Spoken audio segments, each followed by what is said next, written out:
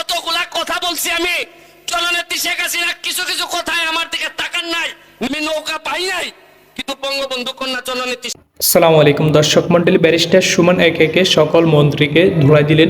অবশেষে প্রধানমন্ত্রীকে কিন্তু সেই সাড্ডে নেয়। প্রধানমন্ত্রীকে আজকে সে এমন ধুলাই দিলেন, আপনারা ভিডিওটি দেখার পর অবাক হয়ে যাবেন। তো আজকে আমি সেই ভিডিও ফুটেজটি দেখাবো, যখন ব্যারিস্টার সুমন সংসদে বক্তব্য দিতেছিল তখন কি না প্রধানমন্ত্রী তার দিকে তাকায় নাই। তো আজকে আমরা সেই বিষয়টি আপনাদের সামনে তুলে ধরার চেষ্টা করব। তো আপনারা সম্পূর্ণ ভিডিওটি দেখবেন আর বেশি বেশি শেয়ার করে দিবেন, সবাইকে দেখার সুযোগ করে দিবেন। তো বন্ধুরা, আমি আপনাদেরকে ভিডিও ফুটেজটি দেখাইতেছি আর আপনাদের মূল্যবান মতামত কমেন্ট বক্সে জানাবেন। মাননীয় প্রধানমন্ত্রী এই পর্যন্ত সংসদে দাঁড়াইয়া আমি যতগুলা কথা বলছি, আমি এখানে সবার সামনে বলতে পারি না, যতগুলা কথা বলছি আমি জননেত্রী শেখ হাসিনা কিছু কিছু কথায় আমার দিকে তাকান নাই, নিচের দিকে তাকাইছিলেন, কিন্তু সবগুলা কাজের কথার ব্যাপারে উনি অ্যাকশন নিছেন। এটাই আমার সবচেয়ে বড় প্রাপ্তি। আমি নৌকা পাই নাই, কিন্তু বঙ্গবন্ধু কন্যা জননেত্রী শেখ হাসিনার আশীর্বাদ এবং দোয়া আমি পাইছি। মাননীয় প্রধানমন্ত্রীর সামনে দাঁড়াইয়া সাহস করে বলছিলাম যে মাননীয় প্রধানমন্ত্রী, মাননীয় স্পিকার, এমন এক দেশে জন্মাইছি যে দেশে উদ্যোক্তার চেয়ে দালালের দাম বেশি।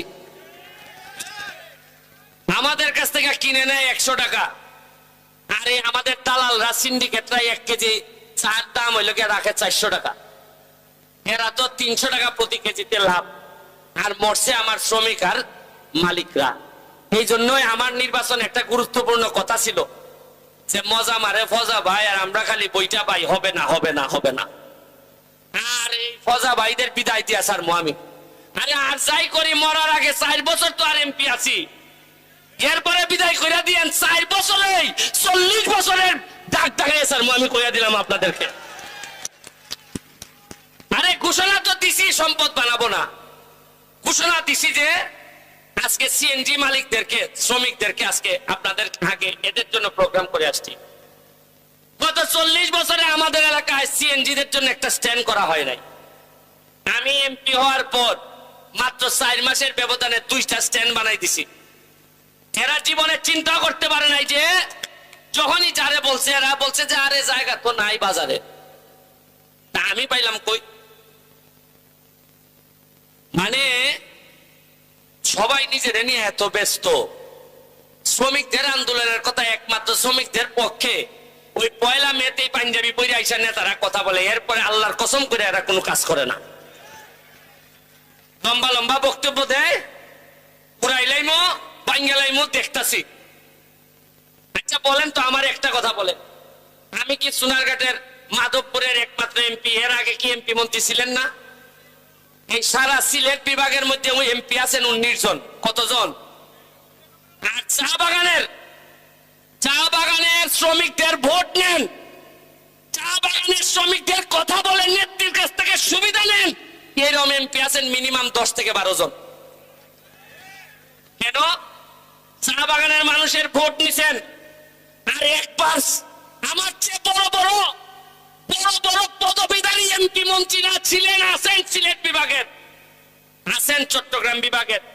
একবার কি দাঁড়াইয়া প্রধানমন্ত্রীর সামনে বলতে পারেন নাই যে চা বাগানের লক্ষ মানুষের ভোট নিছে? একটা মিনিটের জন্য দাঁড়াইয়া বলতে পারেন নাই যে আমাদের শ্রমিক মালিকরা মরে যাচ্ছে, চা বাগান ধ্বংস হচ্ছে, ধ্বংস থেকে বাঁচান মাননীয় প্রধানমন্ত্রী। এই যে আজকে যে আমি দাঁড়াইছি, মনে করেন এই খবর দেওয়ানদির মালিকের কাছে যাবে না? দেওয়ানদির মালিক মেয়েরা ফোন করে কইব যে এ কিন্তু সেট ছেড়ে বউ,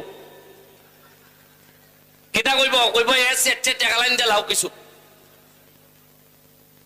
আপনি কি মনে করেন কইতো না? এমনও কইতে পারে এ কিছু পাগলা আছে, কুম্বালা কিতা করে ঠিক নাই। কোন মানুষের জীবনে সৎ মানুষ হইলে কিছু পাগল হন লাগে, নাইলে এটা ঠিক করন যায় না। দর্শক মন্ডলী, ব্যারিস্টার সুমন এই বক্তব্যটিতে অনেক কিছু বোঝানোর চেষ্টা করতেছিল আপনাদেরকে। তো আপনারা এখান থেকে কি বুঝতে পারছেন অবশ্যই আপনাদের মূল্যবান মতামত কমেন্ট বক্সে জানাবেন। আর যারা ভিডিওটি এখনো পর্যন্ত শেয়ার করে নাই তারা দ্রুত শেয়ার করে দিবেন, সবাইকে দেখার সুযোগ করে দিবেন। আর অবশ্যই আমার চ্যানেলটি সাবস্ক্রাইব করে রাখবেন, যাতে আমি ভিডিও আপলোড করার সাথে সাথে আপনাদের কাছে নোটিফিকেশন চলে যায়। তো বন্ধুরা, আজকে ভিডিওটি পর্যন্ত, দেখা হচ্ছে অন্য কোনো ভিডিওতে। ততক্ষণ পর্যন্ত ভালো থাকুন, সুস্থ থাকুন, সবাইকে আসসালামু আলাইকুম।